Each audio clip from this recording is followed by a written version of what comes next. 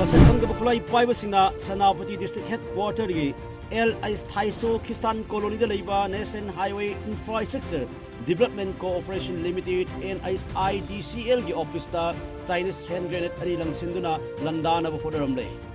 Police tagi pungwa pauna hai Chinese hand grenade adu ngasi ayuk pung 3 kul amadi 3 utrada langsilakibani haini.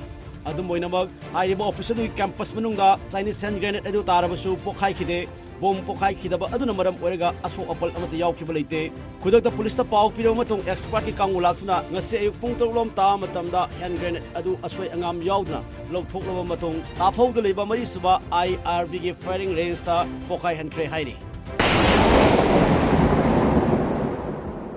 Police pauna hai sakhang deba sing aduna han boina bom ama langsin matamda pokhai dabadagi makha tana bom ama amuk langsilam boy yai haini. Tawdo adu mai leena police na case mare start tawkhibo loina chinbagi thawak sathari.